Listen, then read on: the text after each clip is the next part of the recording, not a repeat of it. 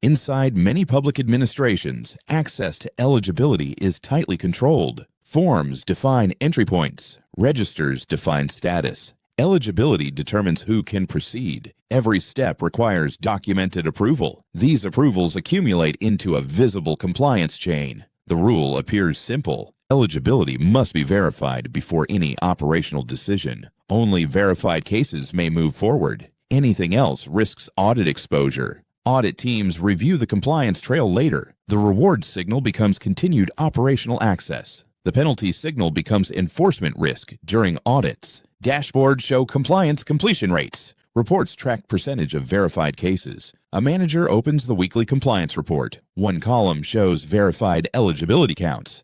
Another column shows pending eligibility checks. Pending cases delay project approvals. Audit thresholds appear at the top of the dashboard. Below, 95% verification triggers review. Above 95% clears the cycle. A single administrator faces a decision. One case lacks complete eligibility documentation. The operational team wants immediate approval. The documentation is incomplete. The eligibility field remains blank. The administrator pauses. Approve now and risk audit exposure. Delay approval and maintain compliance record. The dashboard updates every Friday. Audit windows open quarterly. The administrator chooses defensive compliance. The case waits. Forms return for additional verification. Nothing moves until the eligibility box is filled. A small operational delay appears. Then another. Then 10 more. Operations begin to queue. A backlog appears on the internal dashboard. Files accumulate inside the eligibility review folder. Departments begin to adjust their behavior. Operational teams stop requesting early approvals. They pre-assemble documentation first. Requests are timed around compliance cycles. Weekly reports begin to dominate internal meetings. Discussion shifts, not about operational capacity, about eligibility completion percentages. A coordination problem emerges. Operational teams want speed. Compliance units prioritize verification. Two groups interpret success differently. One tracks completed work. The other tracks verified eligibility. Their metrics diverge. Coordination begins to fracture. A project meeting illustrates the shift. Operations reports full staffing readiness. Compliance reports missing eligibility confirmations. The project remains paused. Capacity exists.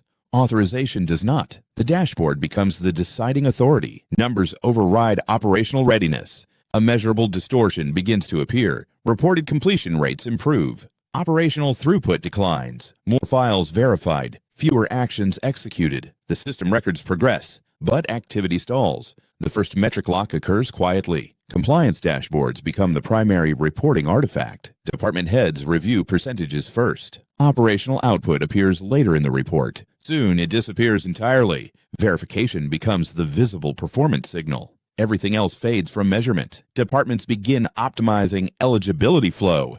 Checklists multiply. Documentation templates expand. Internal review steps increase. Files circulate between verification desks. Each step improves the compliance record. Each step slows the operational pipeline. Another backlog forms. Now, inside the verification layer, compliance reports show strong performance. Verification rates approach 100%. Audit exposure declines. Operations continue to slow. Hiring decisions begin to change. Candidates with documentation expertise receive preference. Operational specialists become less central. Training programs focus on verification procedures. Institutional routines reorganize around eligibility checks. Meetings shift again. Now they focus on compliance cycle timing. Operational capacity is discussed less frequently. The measurable distortion widens. Compliance success increases. Service capacity decreases. The dashboard still reports improvement. Verification rates remain high. Backlogs remain invisible in official metrics. Two departments operate in parallel. Compliance records success. Operations experiences delay. Neither metric captures the other. Over time, the pattern stabilizes. Files move through verification channels efficiently. Operational decisions wait behind eligibility confirmation. The compliance structure becomes the core operating rhythm. Institutional drift emerges gradually. The organization still follows the original rules. Access remains strictly controlled. Verification remains complete. Yet the operational mission weakens. No rule was broken. No decision was irrational. Each actor followed the incentive signals. Each choice minimized audit exposure. Each delay protected eligibility integrity. Local compliance decisions accumulated, layer by layer, file by file, until the institution itself reorganized around verification flow. A new operational balance appears. Verification thrives. Operations waits. The system now runs on access control. Over the next hiring cycle, job descriptions begin to change. Operational expertise remains listed, but verification experience moves to the first requirement. Recruitment panels review candidate resumes. One column highlights documentation handling. Another highlights compliance audit familiarity. Field execution experience becomes secondary. The shift appears small at first, yet hiring decisions gradually reflect verification strength. Applicants with eligibility processing experience advance quickly. Operational specialists move to later interview rounds. The hiring pattern repeats across departments. New staff arrive already fluent in documentation pathways. They know which forms unlock the next stage. They know where the eligibility registers sit. Verification speed improves immediately. Operational throughput does not. A training manual appears inside the department portal. It explains how to prepare files before eligibility review. A checklist appears beside the manual. 8 verification steps before submission. The checklist spreads quickly. Teams print copies for internal meetings. Supervisors reference it during weekly reviews. Soon, the checklist becomes routine. Another document follows. A playbook for audit preparation. Screenshots of dashboards fill the pages. Highlighted thresholds appear in red boxes. Verification targets are underlined. The playbook circulates through the email system. Teams adopt the procedures without formal instruction. The adaptation becomes codified, not by decree, by repeated operational use. Short pause. Procedures solidify. Weekly reports reinforce the pattern. Verification rates remain high. Operational throughput continues to lag. Yet the reporting structure emphasizes compliance completion. Dashboards still dominate review meetings. A new report appears in the monthly package. Verification backlog resolution, not operational backlog. Operational queues remain in internal spreadsheets. They rarely appear in official presentations.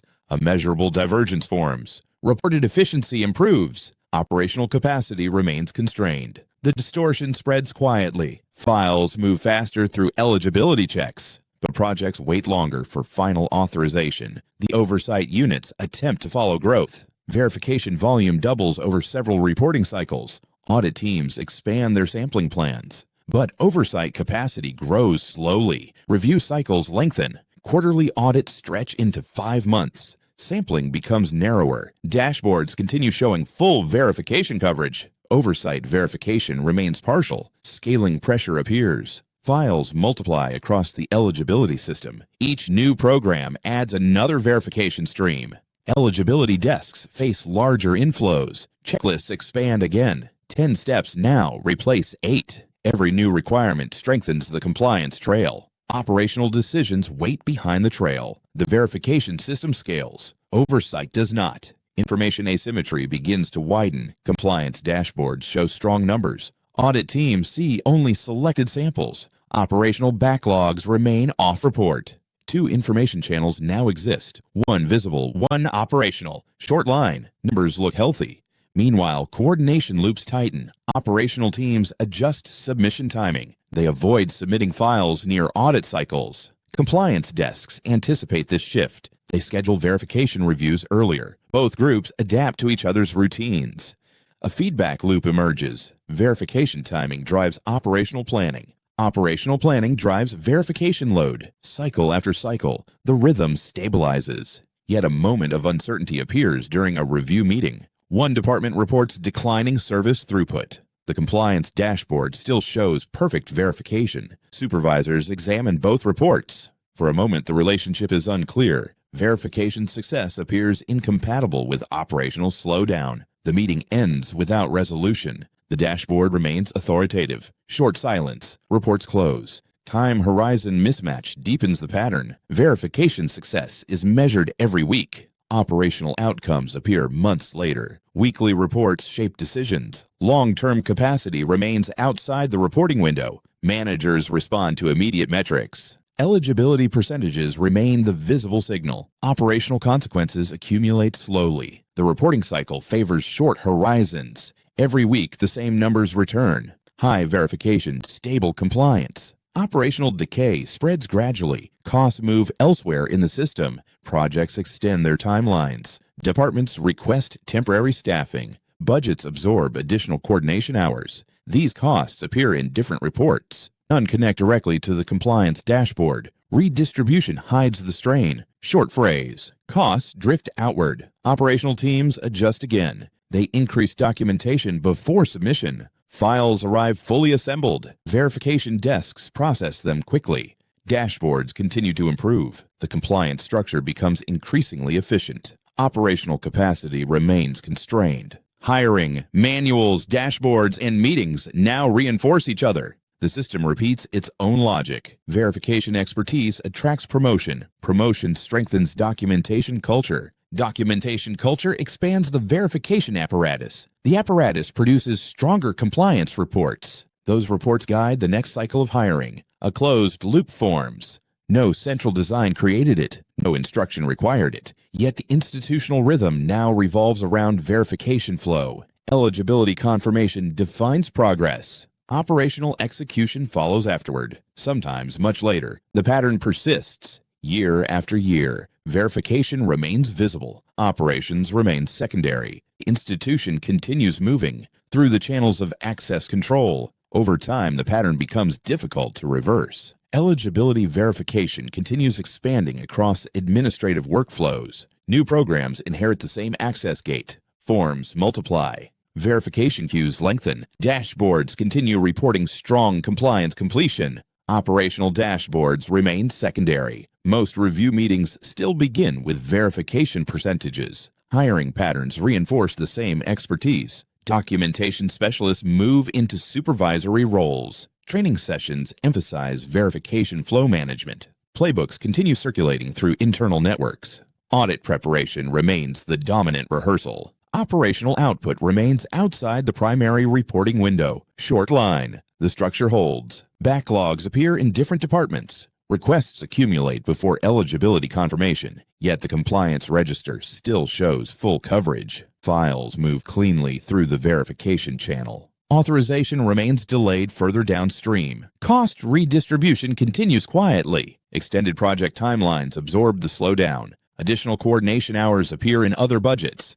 These numbers never touch the verification dashboard. Oversight capacity remains limited. Sampling audits confirm strong documentation trails. The operational backlog rarely enters the sample. Verification success remains visible. Operational strain remains dispersed. Short line. Numbers stay stable. In this environment, every individual decision still follows the same logic. Approve only verified cases. Protect the audit trail. Preserve eligibility integrity. Each actor responds to the signals visible on the dashboard. Each decision protects access to the system. Each delay protects the compliance record. Those local choices accumulate across the institution. Access control becomes the center of activity. Operational execution reorganizes around it. What began as a safeguard becomes the operating structure, not because anyone designed it, but because the incentives inside the rules directed behavior there. Behavior changed because the incentives changed.